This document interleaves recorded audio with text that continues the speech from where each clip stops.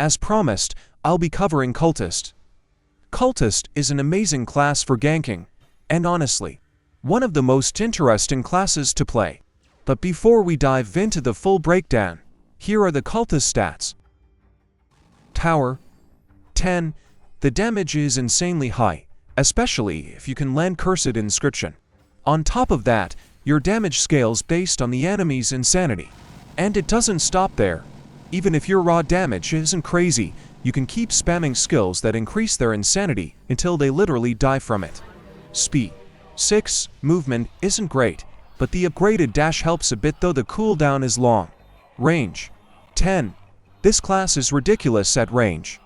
A good example is Reality Shatter, which can hit from a very long distance.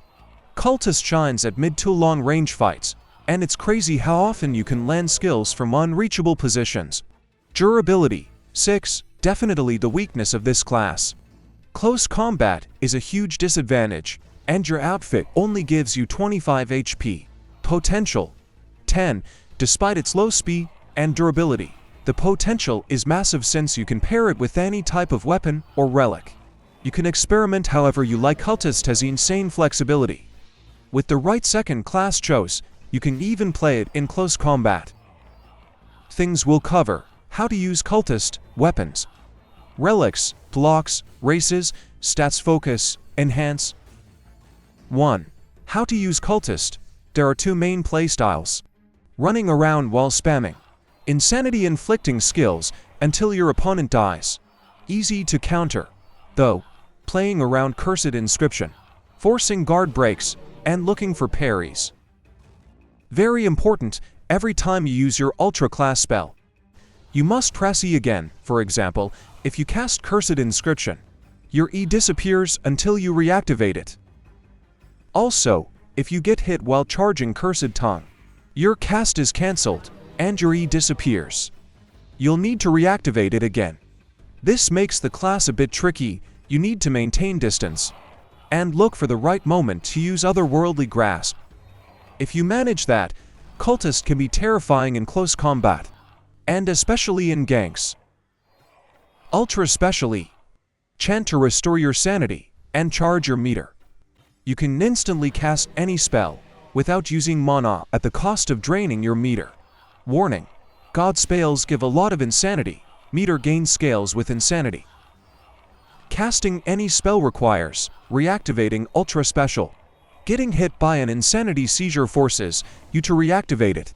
Charging speed plus 50% at max insanity. Consumes 100% of your meter to cast non-class spells. 2. Weapons. This is the most important part. You'll want hyper armor weapons that can instantly guard break opponents. Examples: Mjolnir, Katana, Kanabo, Brawler Wraps. Ideally, pick weapons with magic penetration, since all your ultra skills scale with it. Example: Mjolnir is perfect. Hyper armor, long range, and magic penetration in one. 3. Relics. I haven't tested all of them, but Lunatic might work well though risky, since it can increase your own insanity. For beginners, I don't recommend it. For new players, I suggest relics that give armor to compensate for only 25 outfit HP, and because armor massively boosts magic penetration. Healing to sustain yourself in ganks or gladiators. Honey adds pressure, slows enemies, gives flat HP, and some honey relics even grant armor. 4. Blocks. Go for lifesteal or honey if you're already running honey relics. This makes you more consistent and sustainable. 5. Races. I regret not progressing as a Phantom, Spectre, since they synergize incredibly well with insanity mechanics. Best choices: Spectre, Phantom top pick for insanity synergy, Terran, Orc, or Dwarf as alternatives. 6. Stats focus. Focus on stats that keep you alive: armor, health. This covers your biggest weakness, low durability. 7. Enhance. Pick lifesteal or honey melt if you're running honey relics. 8. The main second class choice is warrior. You need it for the extended perfect block window. That's all. Here's a clip of me using Cultist Ting Gladiator.